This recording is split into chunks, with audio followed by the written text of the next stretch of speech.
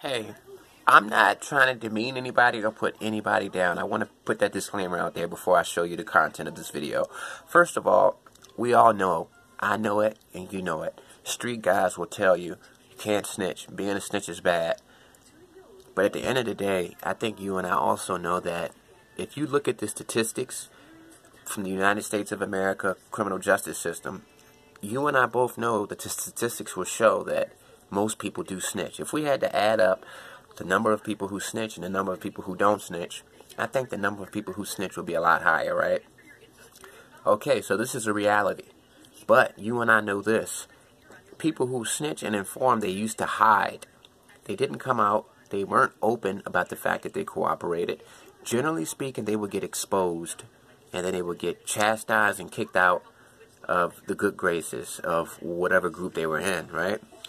Things have changed. I'm telling you that. You might not realize this, but the people who tell and inform have realized that they actually have the power because it's more of them than there is of the street guys who hold on to this so-called code. Now, I'm not saying that snitching is a good thing. Personally, I feel like this. If you're going to get involved in crime, it shouldn't be a free-for-all. It shouldn't be a dog-eat-dog world. It should be organized and it should be structured. You shouldn't tell on anybody. And that's the energy that keeps the underworld flowing. You know, people being able to commit crimes in secrecy. I think that's something that you should aspire to hold. But there's a community of people, there's a group of people on YouTube who are creating giant fan bases that are endorsing snitching. Okay, I want you to listen. Okay, this guy, Matthew Cox, he has 40,000 subscribers. He has a great show. He talks about a lot of different financial stuff. He got in trouble for like white-collar, high-level fraud. And he's basically talking about the fact that, and he's very open about the fact that he cooperated and got a bunch of people put in prison. And his fan base actually feels the same way as him. So basically what I'm trying to tell you in this video is the snitches and the informants are finally coming out to the public. They're no longer hiding, and they're embracing and taking their power back.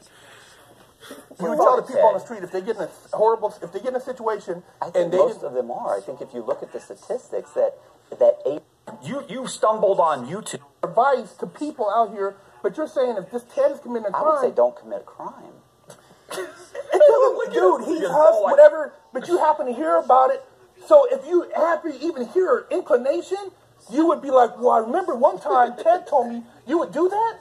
I don't understand your whole story, your whole. It's podcast. a hypothetical situation. Back in the day, you're not answer. Just be honest with the camera. You said that you would tell. You would tell on Ted. I just said that. You would tell on Ted. I mean, I probably would. Yeah, I probably. All right, and you see how he's basically reacting to an interview that he did with this guy named Big Hurt, who hosts a prison channel about guys who came out of prison and what they're doing to stay out and blah, blah, blah. It's a positive show. And you see he's actually vilifying Big Hurt for maintaining this anti-snitch mentality. So the tables are starting to turn. Things are starting to reverse. The people who have informed and snitched and put people away for life, put people away to get a reduction in their sentence, they're actually ridiculing the people who don't snitch. So it used to be the person who didn't snitch would scare off the snitch, beat up the snitch, talk bad about the snitch. Now the snitch is taking his power back and he's fighting back. And look at the comment section. The people actually agree. You don't find people in the comments saying you're a snitch. Look, I am on Matt's side. I'm not saying I would snitch for small things, but being given a life sentence or being given something like 25 years is not a small issue. Many people would absolutely snitch if they could. Stop taking the high road when others aren't. And the last thing I want to show you is this channel called Stories Written by a Current Prisoner. And this is the YouTube channel is exactly what the show is. Current prisoners who are on SNY, sensitive need yards in California prison system, call into this YouTube channel and speak about their life in prison gangs. Everybody is on the SNY yard that calls in. SNY yards are yards for people who got kicked off the general population or mainline because they were either victimized, they were threatened to be victimized, or they were scared and couldn't be on general population. You've got stories from every major gang. Alien Brotherhood, Norteños, Nuestra Familia, Norteños, Mexican Mafia, Sureños, BGF, Crips, Bloods, everything that's in prison that's a gang or crew. You know, they call in, there's members of these of these particular gangs that have dropped out and went to protective custody, and they call into the show, they tell their stories, and, you know, that's a big no-no. You know, in jail, prison, you're not allowed to discuss the politics or what's going on inside.